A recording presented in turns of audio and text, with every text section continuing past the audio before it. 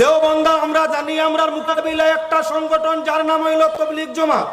আমি তবলিগ বিরোধ নাই, তবলিগের বিভক্তে মাত্তা মশাইয়ার না, তবে কারণ বশত আপনার সামনে মাত আনছি লক্ষ্য করিও।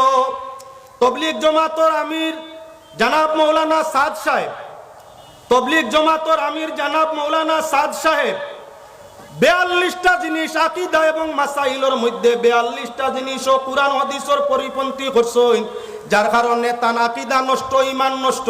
আমি কইয়ার না, উলামায়ে দেওবন্দের 27 পৃষ্ঠার আপনার লেখছেন ফতোয়া, 27 পৃষ্ঠায় উলামায়ে দেওবন্দে জমিয়ত উলামায়ে হিন্দর মূল আপনার হিন্দুস্তানের মধ্যে যেটা প্রাণকেন্দ্র দেওবন্দ, দারুল উলুম দেওবন্দ, বিশ্ববাজারে এইটারে মানিয়ানে বড় মাদ্রাসা হিসাবে দেওবন্দর মুফতি বৌডে 27 পৃষ্ঠায় আপনার লেখছেন ফতোয়া, লেখিয়া কইছেন মৌলানা সাদর ঈমান গেছে।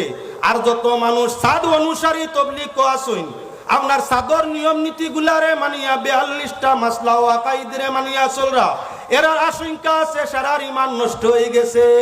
আইজ নাই আহলে সুন্নাত ওয়াল জামাতে, আইজ তাকি আপনার 1400 বছর আগ তাই ফতোয়া দিয়ার যে আপনার কি বলেন তে যত পথ নয়া নয়া বার হইব, কুরআন হাদিসের পরিপন্থী হইলেও এরা গুমরা, এরা পথভ্রষ্ট, সঠিকতা তাই হরি জীব। 100 বছর তবলিগ রইল না, আইজ তবলিগ অনুসারী উলামায়ে কেরামের মাঝে বড় এক জমাতে আপনার ফতোয়ার মাধ্যমে ফেসবুক, হোয়াটসঅ্যাপ, ইনস্টাগ্রামের মাধ্যমে কিতাদিতরা বলেন বার্তা বিশ্ববাজারও জানাইতরা মৌলানা সাদ এবং তার অনুসারী অমর সোমনার কি বলেন তে সম্ভাবনা আছে ঈমান নষ্ট হওয়া। এরা কেউ কেউ কইছেন ঈমান গেছে গিয়া, কেউ কেউ কইতা ঈমান যাইব। আমি কইয়ার না দেওবন্দর ফতোয়া উলামায়ে দেওবন্দে ফতোয়া দিছে, তাও ইলে আপনার আমলে বেশ মিলছে নি।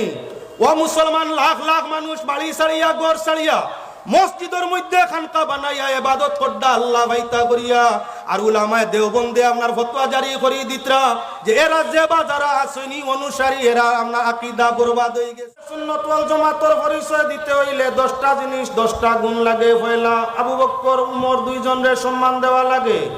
মায়া হযরত উসমান ও হযরত আলীর প্রতি সমান আকারে রাখা লাগে। 3 নম্বর বাইতুল্লাহরে যেমন আমরা সম্মান দেই, তওয়াফ করি, আল্লাহর ঘরের দিকে বাইতুল্লাহর দিকে মুখ করিয়া নামাজ পড়ি, বাইতুল্লাহর দিকে আমরা পেশাব করতেও আমরা ঘুরা লাগে। আদবের খেলাফ হয়, সম্মানের খেলাফ হয়, ঈমানের ত্রুটি হয়, যার কারণে আমরা পশ্চিম মুখা পেশাবু করাত বই না বই। এখন বাইতুল মুকদ্দাসের ওলা সম্মান রইতো, জেলা বাইতুল্লাহর সম্মান ওলা বাইতুল মুকদ্দাসের সম্মান তোমার কাছে রইতো। যে মানুষের কাছে বাইতুল্লাহ বাইতুল মুকদ্দাস দুইও কিবলার সম্মান আছে, সে মানুষ আহলে সুন্নাত ওয়াল জামাতের আকীদাগ্রস্ত।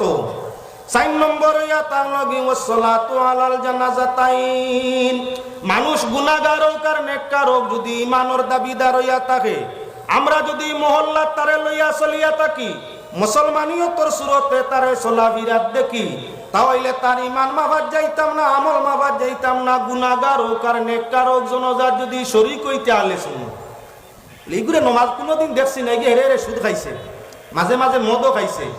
হেরে ঈদের নমাজও দেখা যাইতো, উতিরের নমাজ কোনোদিন পড়তো, রোজা মাস কোন সময় রোজা দেখা যাইতো। বড় গুনাহগার, এগু গুনাহগার কিবা নেককার। আপনার কি বলেন তো, যদি মানুষ চাহে নেককার হোক আর চাহে গুনাহগার হইয়া, তাও কলিমার দাবিদার, নমা কলিমার দাবিদার, আপনার সঙ্গে হামসায়া দাঁড়ি করছে, এজন্য তারে বাসবিস না করিয়া জনজার নমাজও শরীক হইলে ও মানুষের আকীদা আহলে সুন্নাত।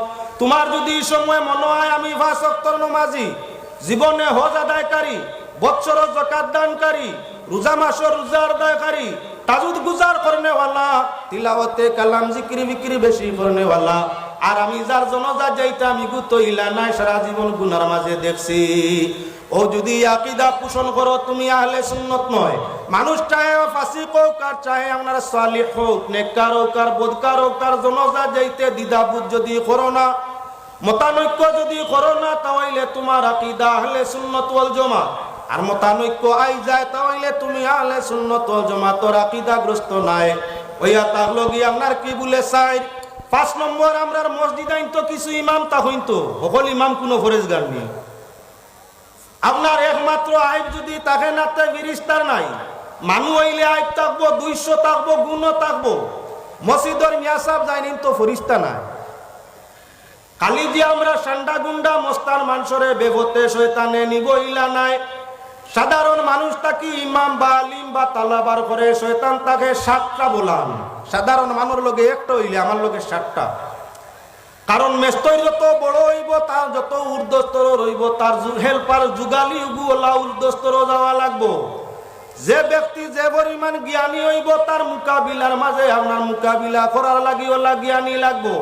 যে মানুষ যে পরিমাণ আমলি হইব তানে নষ্ট করার লাগিওলা বড় বেজুতির বেআমলার এগু লাগবো। তাই সাধারণ মানুষের লগে যদি ওয়াসওয়াস দেরা শয়তান একটা হয়, আলিম উলামা ইমাম সমাজের ভালো মানুষ এরা আমরা গুমান করি, এরার পিছনে 7টা। এক শয়তানে আপনারে রোধ করিলার 7 দিয়ে ভাবতা নাই আমারে রোধ করতাম। ও তার লাগি মাঝে মধ্যে যদি কোনো মিয়া সাহেব ইমাম সাহেব আলিম সাহেব তাকি ভুল হয়ে যায়, সমাজত ভুল মেসেজ লইয়া লগালগ বাড়িও না। এটা হইল এহুদি অগলর খাম, তারার কোনো আপনার পাদ্রিয়ে তারার কোনো আপনার আলিমে বাদ কোনো কিচ্ছু করলে সমাজ লইয়া লগে লগে একদল তান বিরোধী হয়ে যায়। ও 72 রইছে ওলা হইয়া হইয়া 72 রইছে। আপনার হামসায়া বা এলাকার কোনো নামি দামি ইমামর যদি ভুল বার হয়ে যায়, ভুল বারণের কারণে তান পিছনে নমাজ পড়া বাদ দিও না। যদি আপনি সাধারণ ভুলের কারণে যেটা শরীয়তে ধরছে না, ইলা সাধারণ ভুলের কারণে ইমাম নিয়া মতানৈক্য করো, তাহলে তুমি আকীদায়ে আহলে সুন্নাত নাই। খোলা বাজারও দেখছো মিয়া সাহেব জিনা করি লিছইন, সুদ খাইছইন, ঘুষ খাইছইন, এটা তো কবিরা গুনাহ। ইলা কামো দেখলে শরীয়তর উঠা হইয়া তাংলো পাওনার কি বলে দণ্ডবিধি তা নুবরে নির্ধারিত আছে। এজন্য ইলা ইমামর পিছনে নমাজ না পড়লে আকীদা নষ্ট হইতো নাই। হুঞ্চ তুমি আপনার মিয়া সাহেব অমুকর বাড়ি যাওয়া আওয়া করুন, প্রায় দিন অমুকর বাড়ি যাই নাই, সাফান খাই না। এখন আরম্ভ করে দিছ যখন হবাড়ি যাতায়াত করেন, তাহলে তো এই বাড়ির বেটির লাগি মনে কিতা সম্পর্ক আছে। যাইনি বাড়ি হামেশা যাই নাই দেখি কিতা করেন, আরেকদিন দেখিলিস গোহ। এখন সমাজও বার্তা দেওয়া আরম্ভ করছো, যাইন বেগানা ওরতর লাগি গপসপ করেন, এন পিছনে নমাজ আমি না আমি ভরতাম নাই। এক আওরতর লাগি যদি লাইনে গপ করিলাই শরীয়ত গেছে কিনি, হ্যাঁ গুনাহ হইছে, গুনাহ হইছে। এই গুনার কোনো নির্ধারিত সাজা নাই। ও তার লাগি ইমাম সাহেবের পিছনে মতানৈক্য নাই, নমাজ পড়া লাগবো। যে ইমামর পিছনে সাধারণ ভুল ত্রুটির কারণে মানুষে নমাজ রে ছাড়ে না, সে মানুষ হইয়া থাকলো আহলে সুন্নতর আকীদাওয়ালা। আর যদি সামান্য ভুলের কারণে নমাজ বাদ দিলা ইমামর পিছনে কুনটানি আরম্ভ করে ফরেজগারি বাপ দেখায়, তাহলে ইগু আহলে সুন্নতর আকীদাত নাই।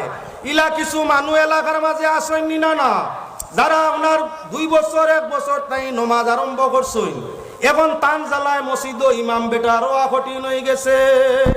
1 বছর তাই নমাজ ভোটটা না, 2 বছর তাই না, 3 বছর থাকি জমা তরিলা পাবন্ধ হয়েছেন। এখন 6000 টাকা মসজিদ ইমামে বেতন ভাই, খতম গেছেন কি 1 লাগাতার 2 দিন এসাত মিলছে না। ই নমাজি বেটায় কয় অত খতম ভোটটা মেসা বড় করে আমি আর নমাজ না।